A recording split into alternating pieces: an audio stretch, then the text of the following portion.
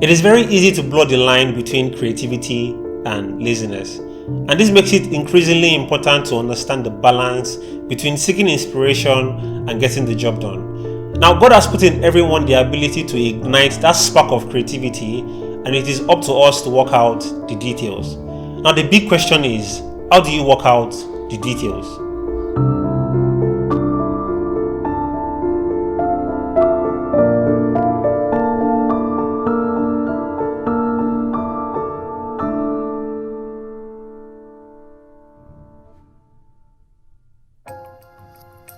Thomas Edison, an American inventor and businessman who has been described as America's greatest inventor, sometime around 1902, according to research, said, and I quote, "Genius is 1% inspiration and 99% perspiration."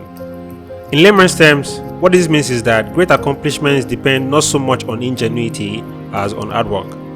As much as developing and conceiving an idea is important, execution is what gives it glory. Now you might wonder, how does one get past being stuck in the inspiration stage and actually advance to the execution and completion stage? Well, let's consider a few guides. First, know your craft.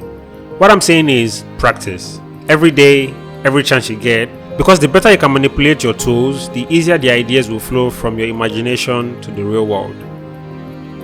Now that you've done the first one, now learn and study from those who know. If you write, read. If you sing, listen. If you act, watch. If you create, consume. If you design, observe how things are being made. I know it sounds simple, but it's as important as practicing. Because by studying your craft, you learn how to deconstruct it and find out what works and what doesn't. This next one is about similar to the last, and it is for you to analyze and criticize. Analyze your efforts and be fearless in your criticism. Revisit and revise as many times as possible, because this is necessary to produce exactly what you had in mind when you started. This is really the Prespiration part of the creative process. It is indeed rare to have the finished product at the very first round, so take your time and grow with it.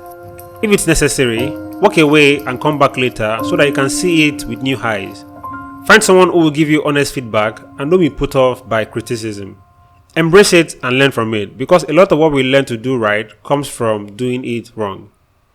Finally, don't hold back. Instead, act.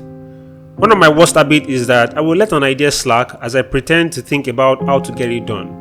As a result, nothing gets done, and my experience has taught me to jump in and start it. You need to understand that ideas have a tendency to open up and reveal themselves once you get past the starting point.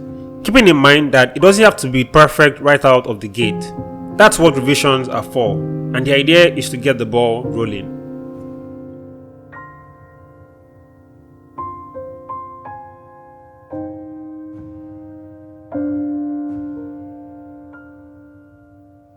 These are things I've learned from past experiences, both good and bad, and I hope that this guide will help you become more productive even as a lazy person.